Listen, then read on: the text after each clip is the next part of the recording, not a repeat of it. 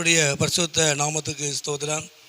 இன்றைய தினத்துக்கான தேவனுடைய வார்த்தையானது ஏசாயா 27ஆம் அதிகாரத்திலே இந்த 3வது வசனத்தை நாம் பார்க்கும் பொழுது, கர்த்தராகிய நான் அதை காப்பாற்றி அடிக்கடி அதுக்கு தண்ணீர் பாய்ச்சி ஒருவரும் அதை சேதப்படுத்தாதபடிக்கு அதை இரவும் பகலும் காத்துக்கொள்ளுவேன் என்று ஆண்டு சொல்கிறார்.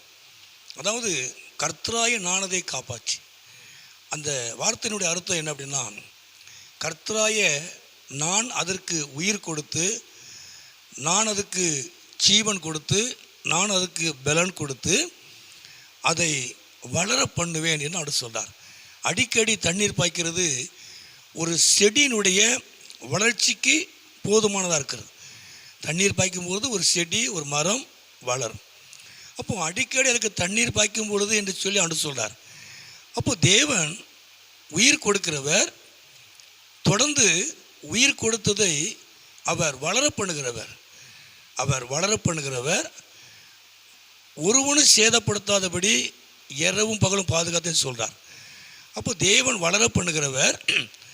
அந்த வளர பண்ணுகிற அந்த வளர்ச்சியை ஒருவனும் தடுக்கக்கூடாதபடி, ஒருவனும் அந்த வளர்ச்சியை தடை பண்ணாதபடி, சேதப்படுத்தாதபடி தேவன் பாதுகாக்கிற ஒரு நல்ல தேவன்.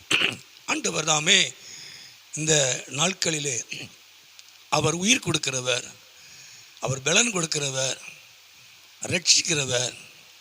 அவர் உயிர் கொடுக்கிறது மாத்திரமல்ல, ஜீவன் கொடுக்கிறது மாத்திரமல்ல, ரட்சிக்கிறது மாத்திரமல்ல, தேவன் உங்களை வளர பண்ணுவார்.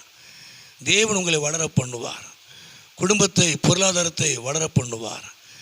உங்கள் வளர்ச்சியை, உங்களுடைய உயர்வை, வளர்ச்சியை ஒருவனும் தடை பண்ணாதபடி, சேதப்படுத்தாதபடி ஆண்டவர் இரவும் பகலும் அவர் பாதுகாக்கிற ஒரு நல்ல தேவன். ஆண்டவர் தாமே இந்த நாட்களிலே அவர் உங்களை வளர பண்ணுவார். உங்கள் வாழ்க்கையை வளர பண்ணுவார். ஊழியத்தை வளர பண்ணுவார். குடும்பத்தை வளர பண்ணுவார். உங்கள் பொருளாதாரத்தை வளர பண்ணுவார். உங்கள் வளர்ச்சியை ஒருவனும் தடை செய்யாதபடி, ஒருவனும் சேதப்படுத்தாதபடிக்கு ஆண்டவர் இரவும் பகலும் பாதுகாத்து நடத்த அவர் உண்மை உள்ள தேவனாக இருக்கிறார். ஆண்டவர் தாமே நாட்களிலே அவர் உங்களை வளர பண்ணுவார். அவர் உங்களை வளர பண்ணுவார். தேவன் எல்லாவற்றிலையும் சிறந்திருக்க, வளர பண்ண, உயர்த்த அவர் உண்மை உள்ளவர். அவர் போதுமான தேவன். ஜெபமனோமா. எங்களை அதிகமாக நேசிக்கிற நல்ல பிதாவே, அருமையான ஆண்டவரே, இந்த நேரத்துக்காக நன்றி செலுத்துகிறோம்.